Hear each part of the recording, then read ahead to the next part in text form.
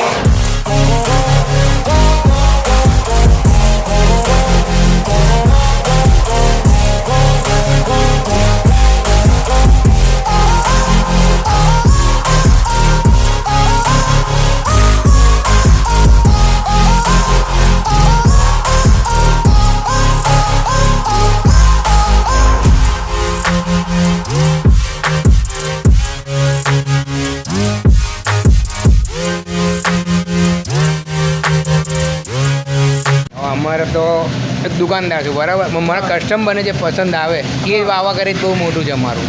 તમને ખાતા તમે મન સંતોષ થયું કે ના ભાઈ ચાલ મેં વસ્તુ ખાધું, એ જ અમે મંદિર રાજી છે. બસ મને એવું લાગે છે કે ખંભાતની શું કે સવાર અહીંથી જ થાય છે દાબડાથી. સવાર પડે નાસ્તા માટે મોર્નિંગમાં નાસ્તો જોઈએ એટલે ચલો કે મોસમ વરસાદનું છે કે ચલો ભાઈ દાબડાને દારડાનો નાસ્તો કરીને પછી જઈએ કામ ધંધે કે ચલો ભાઈ એના માટે. બરાબર. અને આ કેટલા વર્ષોથી તમારે? અમારે 50 વર્ષથી. 51 વર્ષ પપ્પાની જે પહેલાં પપ્પા ચલાવતા હતા, પછી અત્યારે હું આવું છે. અને આપણે જે પાર્સલ હોય છે તમારે એમાં તમે ટોપલીમાં આપો છો, એ શું છે એ ખબર નહીં પડે. અમારે પાર્સલ જે બહાર લઈ જવો તમારે વસ્તુ વ્યવસ્થિત રહે. તમે આજે લઈ જાઓ રાત લગીને કશું ના થાય એને.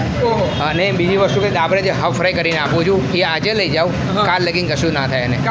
આવતીકાલે કશું ના થાય એને. રિપીટ ફરી તારો એટલે ફ્રેશ ને ફ્રેશ થઈ જાય. અને આપણે આ જગ્યા પર આવવું હોય તો એડ્રેસ મને કહેજો. આ જગ્યા પર આવો તમે સીધો બસ સ્ટેન્ડથી આવો, આ બાજુ ટાવર મેઇન ટાવર છે બરાબર, એની પાસે જવા રોડ છે કે વાંસડા દાબડાવાળા પાસે જવું છે એટલે કોઈ પણ તમે બતાવી કે ભાઈ વાંસદા દાબડાવાળા પાસે જતા પંકજભાઈ કહો એટલે તમે સમય શું હોય છે આ? સવારે 8 વાગે ચાલુ થાય મારું 1:30 થી 1:45 બંધ થાય 2 થી 3:30 બંધ હોય હા. પછી 3:30 થી 8 વાગે લગીને રાતે 100 ગ્રામનો ભાવ 24 રૂપિયા છે અત્યારે 100 ગ્રામ હવે 24 240 રૂપિયા કિલો રાખ્યો છે 240 રૂપિયા કિલો 200 આ રીતે અને છે. જે મસાલો હોય છે હા. તમે જે મને કહ્યું હતું કે મસાલો પેકિંગથી બતાવો મને એકવાર. હા. ડ્રાય મસાલો છે હા ડ્રાય મસાલો જે ઇન્ડિયામાં આપણે 2-3 મહિના કશું ના થાય ને જે હા. બહાર લઈ જાય છે 12 થી 18 મહિના કશું ના થાય 12 થી 18 મહિના અને એમાં કશું કશું ના થાય ડ્રાય મસાલો જેમ બનાવવો હોય હા. એને તમે પાણી નાખીને સેજ નરમ કરી ને બીજું બનાવી દેવાનું બીજું રાખી મૂકવાનું એને બરાબર આ રીતનું છે ને આની પ્રાઇસ છે 250 ગ્રામ પેકિંગ આવે 150 રૂપિયાનું આવે 150 રૂપિયા આનો. હા. અને આ ટીકડી ભજીયા જે તમે બનાવો છો એની અંદર શેક દાળ નાખેલી આવે છે એવું કંઈ દાળ આવે ડુંગળી આવે ને બીજા બધા મસાલા આવે બીજા બધા મસાલા આ રીતે. અને આ જે ચટણી છે એ એના વિશે કહેજો કારણ કે આનો કલર અને ટેસ્ટ બી અલગ અલગ જ છે મને લાગે છે આ જે બેસનની આવે ચટણી હા. બેસનની આવે ને એમાં શું બીજું અમે મસાલા અમારી રીતે જે નાખતા હોય છે હા. નાખીએ છીએ બરાબર બરાબર. ને બેસનની જ આવે એનું કલર આ રીતે આવી જાય ઓહ. બેસનનો ચણા લોટનો આ રીતે જ પીરો કરતા ઓકે આવું છે.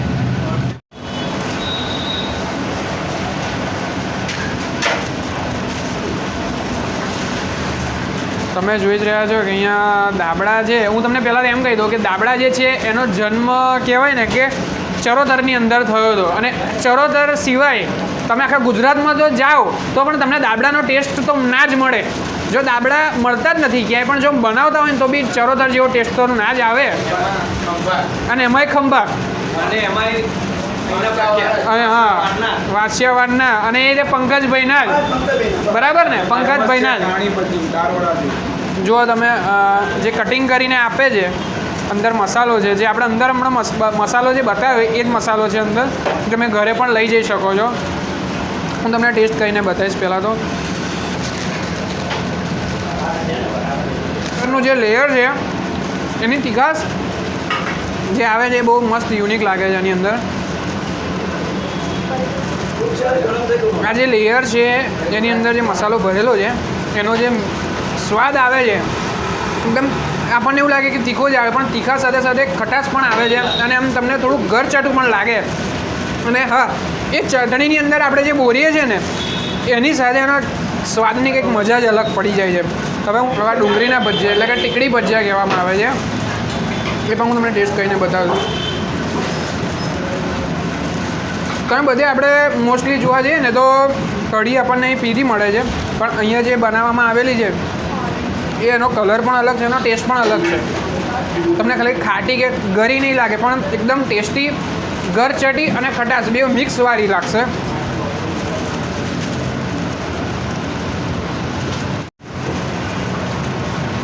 દાળવડાનું પણ છે ઉપરનું જે પડ છે એકદમ ક્રન્ચી છે તમે જોઈ શકો છો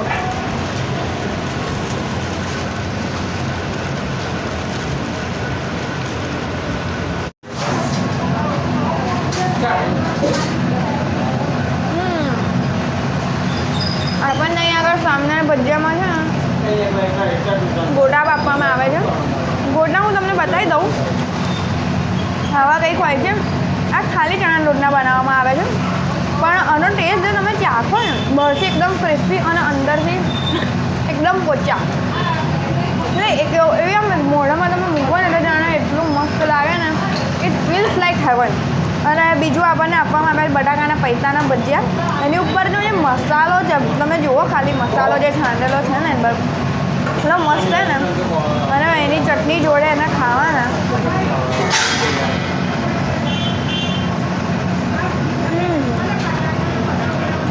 આવી મજા તો તમારે લેવી હોય ને ખાલી ખંભાતમાં આવજો તમે તો આવી ગયા છે બહાર એટલો મસ્ત વરસાદ પડે છે અંદર ગરમ ગરમ ભજીયા તળાય છે અને ગરમ ગરમ ભજીયા અમારા પેટમાં જાય છે આ વર્ષોથી ફેમસ છે અને જેમ વરસાદ પડે એમ લોકોને બહુ મજા આવે છે દાબડા ને દાળવડા વરસાદનો ઊંચ પલળેલો ખાવાની છે. હા વરસાદનો માહોલ છે હા. અને અહીંયા એટલા બધા ફેમસ છે દાળવડા અને એ દાબડાનો મસાલો પણ આપે છે કે જેથી કરીને તમે ઘરે લઈ જાઓ તો ઘરે પણ બનાવી શકો ખાલી ખંભાતમાં નહીં ફોરેન લગીને દાબડાના પાર્સલ થાય છે એથી ગુજરાતમાં સર્વે જગ્યાએ. આમાં કેવું છે દાળવાળા ભાઈ સ્પેશિયાલિસ્ટ તો છે જ હા. પણ જોડે ખાવાવાળા સ્પેશિયાલિસ્ટ એવા જ છે ખંભાતમાં. આ મારા ભૂદેવ છે, હું છું, પેલા ભૂદેવ ગયા. હા. અને બધા સ્પેશિયાલિસ્ટ છે ખંભાતની વસ્તુ, દરેક સૂતરફેણીથી માંડીને હલવાસન દરેક વસ્તુ સારી જ આવે છે સારી જ આવે છે. અને વખણાય દેશ વિદેશમાં. ખંભાતમાં તો દાબડાવાર એટલે પ્રખ્યાત છે. હા. આજે તો એક વાત કહી દઉં મિત્રો તમને કે પેટની સાથે સાથે મન પણ ભરાઈ ગયું. તમે જોઈ શકો છો કે વાતાવરણ એવું છે ને, આવા વાતાવરણની અંદર આપણે ભજીયા ખાવા આપણે ખંભાતની અંદર આવ્યા છે અને ખંભાતની અંદર તમારા બધાનો સપોર્ટ મને એટલો સારો મળ્યો છે, બહુ જ મજા આવી ગઈ. અને હા, હવે આપણે ફરીથી મળીશું એક નવા વિડીયો સાથે. ત્યાં સુધીથી બધા સબસ્ક્રાઈબ ના કર્યો તો અત્યારે સબસ્ક્રાઈબ કરી કાઢો ચેનલ, કારણ કે ચરોતરના વિડીયો અને ખંભાતના વિડીયો આવી રહ્યા છે પાછળ ને પાછળ. જય Swaminarayan. I know you told your friend you're not okay. And tell me what's wrong and why you never said you felt that way. And guess you're trying to stay strong and fake a smile until I look away. But I'm not